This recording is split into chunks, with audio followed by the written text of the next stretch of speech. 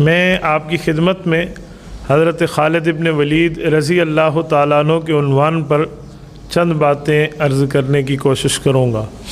میرے دوستو، حضرت خالد ابن ولید رضی اللہ تعالیٰ عنہ وہ شخصیت ہیں جو حضور اقدس صلی اللہ علیہ وآلہ وسلم سے 29 سال چھوٹے ہیں۔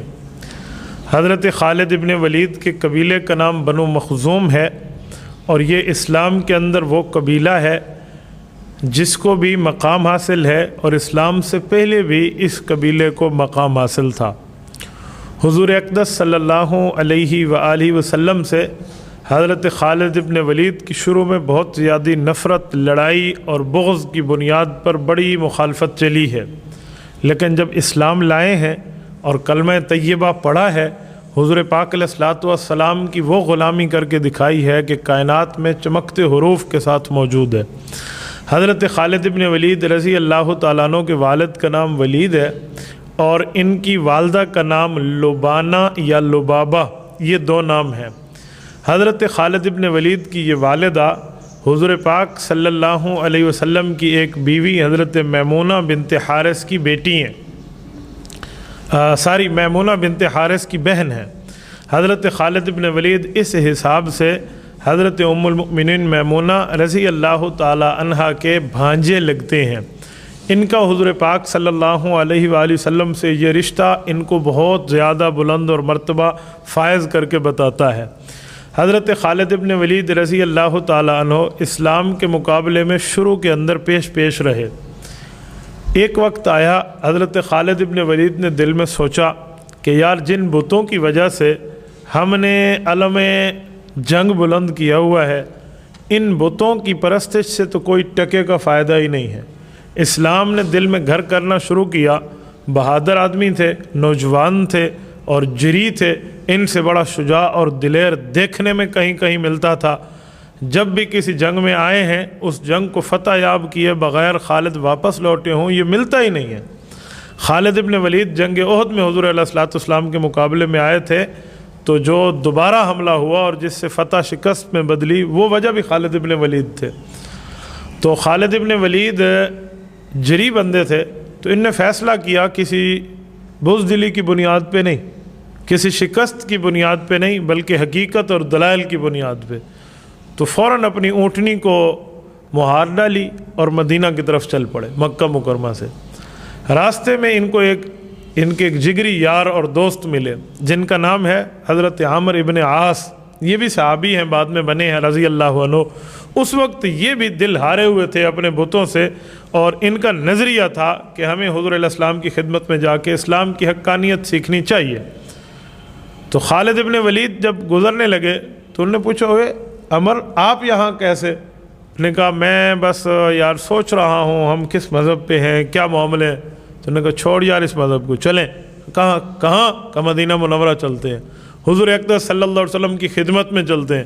تو حضرت خالد ابن ولید اور حضرت عامر ابن عاص یہ دونوں مدینہ کی طرف روانہ ہوئے۔ حدیث پاک میں ہے، صحابہ کرام رضی اللہ عنہم اجمعین مدینہ منورہ میں بیٹھے تھے، تو اللہ کے رسول کو جبرائیل علیہ الصلوۃ والسلام نے آ کے اللہ کی طرف سے خبر دی ان دونوں کے آنے کی۔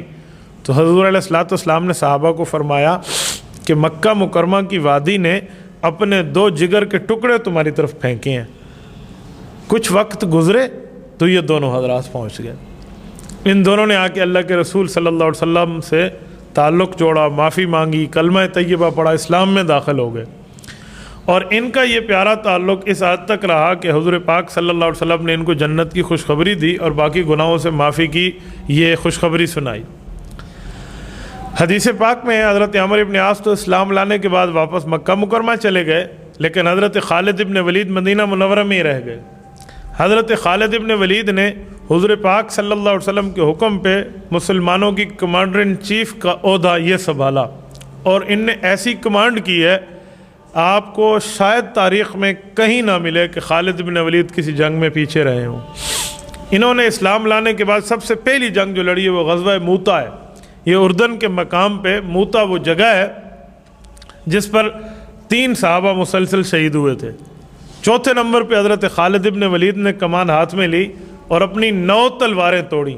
یہ اس تاریخ کا ایک منفرد واقعہ ہے کہ کہ جہاد کے دوران کسی کمانڈر کے ہاتھوں 9 تلواریں لوہے کی ٹوٹیں۔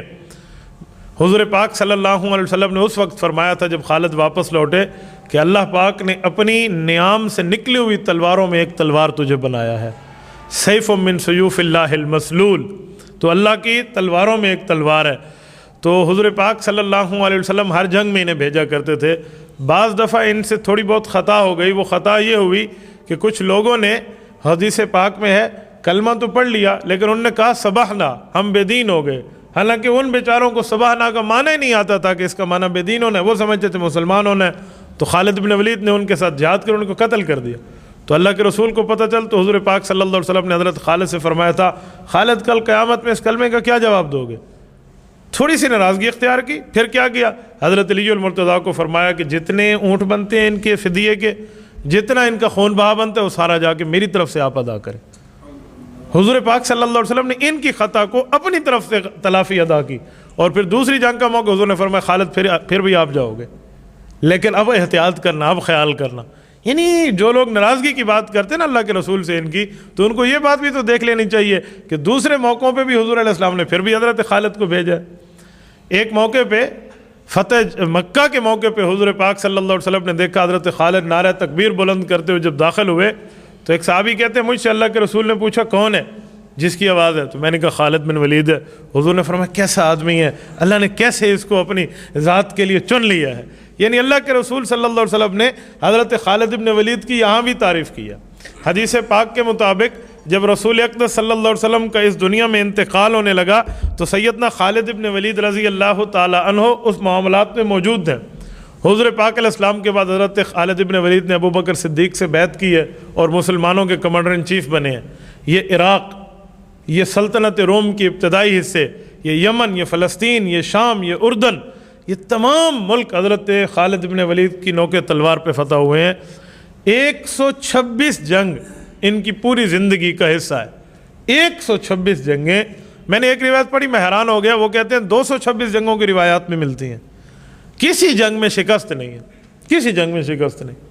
ایک موقع پہ ایک جہاد میں جا رہے تھے تو دوران لڑائی ان کی سر سے جو خد تھا نا، جسے جنگی ٹوپی کہتے ہیں، وہ گر گیا، تو اس کو فوراً اٹھا کے سر پہ رکھا، پھر انہوں نے تلوار سے جہاد کیا، وہ بندہ بھاگ گیا۔ ایک صحابی نے ایک موقع پوچھا خیر تھی آپ ٹوپی بعد میں اٹھا لیتے؟ کہا چھوڑ یار کوئی بات نہیں ہے، جانے دے بات کو۔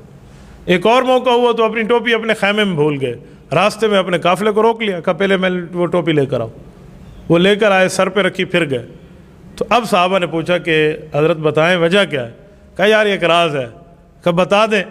کہا حدیث پاک میں ہے حضور پاک صلی اللہ علیہ وسلم کے ساتھ محبت ایمان کا حصہ ہے۔ کہا جی اس میں کوئی شک نہیں ہے۔ کہا میں نے اللہ کے رسول صلی اللہ علیہ وسلم کے سامنے بیٹھ کے حضور کے ساتھ حج کیا، تو حج کے موقع پہ اللہ کے رسول نے جو سر کے بال منڈائے ان میں پیشانی کے بال اللہ کے رسول نے مجھے دیے تھے، تو میں نے ان بالوں کو اپنی ٹوپی میں سی لیا ہے، جس وقت یہ میرے سر پہ ہوتی ہے مجھے جنگ میں کبھی شکست نہیں ہوتی، اسی لیے اس ٹوپی کو سر پہ رکھا کرتے تھے۔ حضرت خالد بن ولید رضی اللہ عنہ حضرت ابو بکر صدیق کے دور میں کمانڈر ان چیف رہے، حضرت عمر کے دور میں، حتیٰ کہ مشہور ہو گیا کہ خالد جائے گا تو فتح ہوگی۔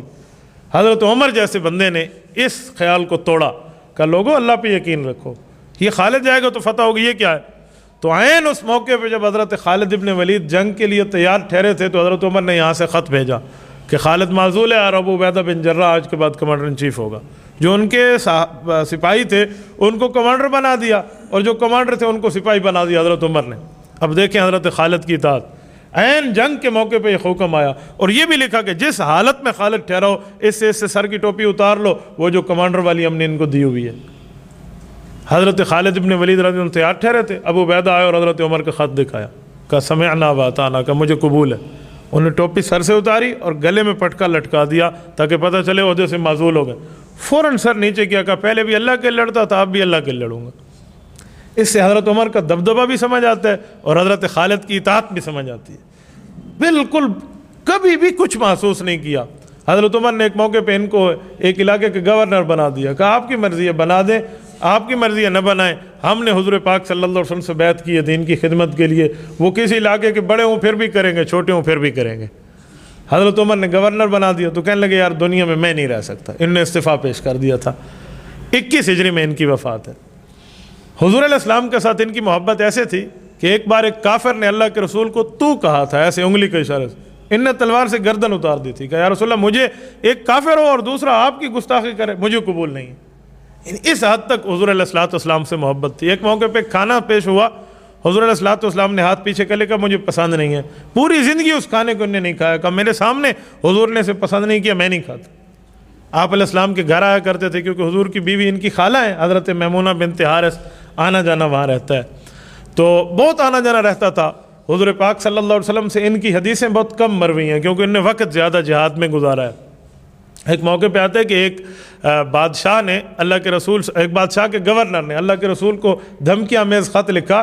حضرت خالد بن ولید اپنے لشکر کو لے کے گئے اور اسی کو باندھ کے لے کر آئے، اور اس کے ہاتھ یوں گردن سے بندھے ہوئے تھے کہ حضور علیہ السلام کی خدمت میں اس گورنر کو پیش کر دیا۔ یہ اور بات ہے کہ اس نے معافی مانگی، اسے امان مل گئی، ورنہ خالد بن ولید کی ہمت کو سلام۔ حضرت خالد رضی اللہ تعالیٰ فرمایا کرتے تھے انی احب الموت کما یحبون الاعاجم الخمر۔ کچھ اجمی لوگوں سے ملاقات ہوئی تو ان لوگوں سے کہنے لگے تم تو شراب پیتے ہو، وہ کافر تھے، کہ تمہیں شراب جتنی اچھی لگتی ہے نا، مجھے اتنی شہادت کی موت پیاری لگتی ہے۔ پورے جسم میں ایک بالشت جگہ بھی ایسی نہیں تھی جس پہ کسی تیر، تلوار اور نیزے کا زخم نہ ہو۔ 126 جنگوں میں شرکت کی، شہادت کی موت نہیں ملی، بستر پہ موت ملی۔ جب بستر پہ فوت ہونے لگے کہنے لگے یار عجیب، میں نے جنگوں میں موت شہادت کو ڈھونڈا ہے اور مجھے موت نہیں ملی شہادت کی۔ تو ان کی بیٹی نے کہا اللہ کے رسول کا فرمان یاد نہیں ہے؟ حضور علیہ السلام نے فرمایا تھا۔ کہا کیا فرمایا؟ سنے ہوئے تو کئی تھے نا، اب موقع پہ ان لوگ سامنے کہا کیا فرمایا؟ کہا دو باتیں ہیں، پہلی بات حضور نے فرمایا شہادت کی تمنا دل سے سچی ہو، بستر پہ فوت ہو جاؤ گے اللہ شہید بنا کے اٹھائے گا۔ کہا بیٹی جزاک اللہ، آپ نے بہت اچھی بات فرمائی۔ کہا دوسری بات؟ تو پھر دوسری اس چھوٹی بیٹی نے بتائی کہ اللہ کے رسول نے آپ کو تو فرمایا تھا آپ اللہ کی تلواروں میں ایک تلوار ہے، اگر آپ کو کافر مار دے تو وہ کہیں گے نا ہم نے خدا کی تلوار توڑ دی ہے، تو اللہ کے نبی کا فرمان بھی پورا ہوگا اور آپ کو شہادت کا درجہ بھی حاصل ہو جائے گا۔ تو 21 ہجری میں دنیا سے گئے ہیں۔ دعا فرمائیں اللہ رب العزت ہمیں حضرت خالد ابن ولید رضی اللہ تعالیٰ کی قدر کی توفیق عطا فرمائے۔ میں یہاں ایک جملہ حضرت خالد کے لیے عرض کرتا ہوں، اگر جہاد کے میدانوں میں موت ہوتی نا تو خالد ابن ولید کی زندگی اس بات کو رد کر رہی ہے کہ میدان جہاد میں موت نہیں ہے، یہ اللہ رب العزت کی طرف سے لکھا ہوا ہے۔ اللہ رب العزت چاہیں گے تو موت آ جائے گی اور اللہ رب العزت نہ چاہیں تو موت نہیں آ سکتی۔ سیدنا خالد ابن ولید رضی اللہ تعالیٰ عنہ کی خود اپنی زندگی چھوڑیں، ان کی اولاد میں بھی ایسے ایسے بیٹے اور ان کی اولاد کے نسل ایسی آئی ہے جن نے جہاد کے میدانوں کو گرم رکھا ہے۔ حضرت خالد کے ایک بیٹے ہیں عبد الرحمن بن خالد بن ولید، حضرت معاویہ رضی اللہ عنہ کے دور میں تھے۔ سیدنا معاویہ نے جب یہ قسطنطنیہ پر حملہ کرایا، استنبول ترکی پہ، جس پر خوشخبری جنت کی ان کو ملی تھی حضور پاک صلی اللہ علیہ وسلم کی طرف سے، صحیح بخاری کتاب الجہاد کی حدیث ہے، تو اس وقت ایک لشکر کی قیادت عبد الرحمن کے ذمہ تھی، یہ جو خالد ابن ولید کے بیٹے ہیں۔ اور ایک موقع پہ ایک بندے نے تلوار اٹھائی اور کافروں کے جھمگھٹے میں گھس گیا، جب تک شہید نہ ہوا واپس نہ ہوا۔ تو ایک بندے بزرگ بیٹھے تھے، انہوں نے کہا یار یہ تو اس نے خود کو ہلاکت میں ڈال دیا، کیوں گیا کافروں کے جمگٹے میں لڑنے؟ تو عبد الرحمن بن خالد بن ولید نے کہا کہ یہ حضور پاک صلی اللہ علیہ وسلم کے صحابی ہیں۔ انہوں نے کہا جی بات تو ٹھیک ہے، لیکن اس نے خود کو ہلاکت میں ڈالا ہے، قرآن میں وَلَا تُلْقُوا بِأَيْدِيكُمْ إِلَى التَّهْلُكَةِ، اپنے آپ کو ہلاکت میں نہ ڈالو۔ تو انہوں نے فرمایا هَذِهِ الْآيَةُ نَزْلَتْ فِي مَعْشَرِ الْأَنصَارِ، کہ یہ آیت ہم میں نازل ہوئی ہے، مجھے پتہ ہے اس آیت کا مطلب کیا ہے۔ اب وہ جو انصاری بولے تھے کہ مجھے پتہ ہے اس آیت کا مطلب کیا ہے، یہ آیت یہاں فٹ نہیں ہوتی، یہ آیت کا مطلب ہے اپنے آپ کو ہلاکت میں نہ ڈالو، کہ مانے جہاد نہ چھوڑو، کہ جہاد چھوڑنا اپنے آپ کو ہلاکت میں ڈالنا ہے۔ اس بندے نے تو میدان جہاد میں جہاد کے حکم پہ عمل کیا ہے، یہ اس آیت کا مراد نہیں ہے۔ تو اس طرز پہ صحابہ کرام جایا کرتے تھے۔ تو یہ ان کے سربراہ حضرت خالد بن ولید کے بیٹے ہوتے۔ حضرت خالد بن ولید کے ایک بیٹے کا نام مہاجر ہے، مہاجر بن خالد، یہ بھی اپنے دور کے بہت بڑے کمانڈر رہے ہیں مجاہدین کے، اور ان کی کنیت خالد بن ولید کی ابو سلیمان ہے۔ سلیمان نام کے ان کے بیٹے کے حالات نہیں ملتے، ہو سکتا ہے بچپن میں فوت ہو گیا ہو سکتا ہے کتابوں میں اس کی تفصیل نہ ذکر کرتے ہوں۔ تو یہ صحابہ کرام رضی اللہ عنہم اجمعین کی اولادیں ہیں، اور بہت زیادہ سخی تھے، بہت زیادہ۔ مال غنیمت میں جو مال ملتا، ایک موقع پہ آج سے تقریباً 1450 سال پہلے کی بات کر رہا ہوں، حضرت عمر کو 21,000 درہم پیش کیے کہ یہ مجاہدین پہ خرچ کر دینا۔ 21,000 درہم جو ان کو ملے تھے میدان جہاد میں مال غنیمت کے طور پہ، حدیث پاک میں ہے والد کی کمائی ہوئی مال جیسے اولاد کے لیے حلال ہے نا، ویسے اس سے بھی بڑا حلال مال غنیمت ہے، احل الحلال ہے، اور ایسا کمایا ہوا مال بھی اسلام پہ خرچ کر دیتے تھے حضرت خالد ابن ولید رضی اللہ عنہ۔ کبھی پیسے کو اپنا یار بنا کے نہیں رکھا، کہ جو اللہ نے دینا ہے وہ اللہ رب العزت نے مجھے دینا ہے۔ حضرت عمر رضی اللہ عنہ نے ان کا جنازہ پڑھا ہے اور یہ جنت البقیع میں دفن ہے۔ ایک روایت تو یہ، ایک روایت ہے کہ حلب کے اندر شام میں دفن ہے، لیکن یہ روایت مضبوط نہیں ہے۔ حضرت عمر ان کے جنازے میں تھے، تو حضرت عمر رضی اللہ تعالیٰ عنہ نے جب جنازہ پڑھا تو حضرت عمر تو مدینہ میں تھے ان دنوں میں، تو سن 21 ہجری میں یہ فوت ہو گئے۔ تو ایک بندے نے بہت پیارا جملہ کہا کہ عجزت النساء ان یلدن مثل خالدی، کہا عورتوں کے پیٹ بانجھ ہو گئے ہیں کہ خالد جیسا بیٹا پیدا کر کے دکھائے۔ خالد ابن ولید رسول اللہ کا وہ صحابی ہے۔ اللہ پاک ہمیں ان کی ذات پہ عمل کی توفیق عطا فرمائے، ہماری طرف سے انہیں بہترین جزائے خیر عطا فرمائے۔